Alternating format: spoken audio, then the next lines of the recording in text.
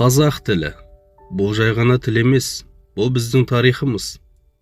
Ата-бабамыздың аманаты. Бірақ бүгінгі қоғамда бір өкінішті жағдай бар. Қазақша сөйлеуден ұялатын қазақтар көбейіп кетті. Кейбіреулер орысша сөйлеуді мәдениеттілік деп санайды. Кейбіреулер ағылшынша сөйлесе, ақылды болып көрінгісі келеді. Бірақ шын мәнінде өз ана тіліңде еркін сөйлей алмай тұрып, басқа тілде сөйлеу, бұл өз тамырыңды өзің кесіп тастау деген сөз. Қазақ тілі Абайдың тілі. Бұл тілде Шәкәрім жазды, Мағжан армандады, Жамбыл жырлады. Ал сен ше? Сен осы тілді ұмытып бара жатырсың ба?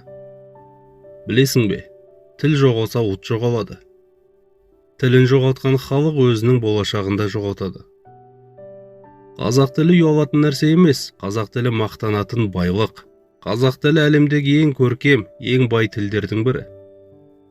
Бүгін сен қазақша сөйлеуден ұялсаң, ертең сенің балаң мүлде қазақша білмей өседі. Ал содан кейін немерең сені түсінбей өседі. Тілді қорғау саясаткерлердің міндеті деп ойлама. Тілді сақтау әр қазақтың борышы. Қазақ тілін сақтайтын сенің сөзің, қазақ тілін өлтіретін де сенің үнсіздігің. Бүгіннен бастап өзіңе уәде бер. Қазақша сөйле, қазақша ойла, қазақша мақтан. Сенің тілің, сенің ұлтыңның жаны. Жаныңды жоғалтпа. Осы видеоны жақын адамдарыңа тарат. Қазақ тілін сүйсең, видеоға лайк басып, арнамызға жазыла кет.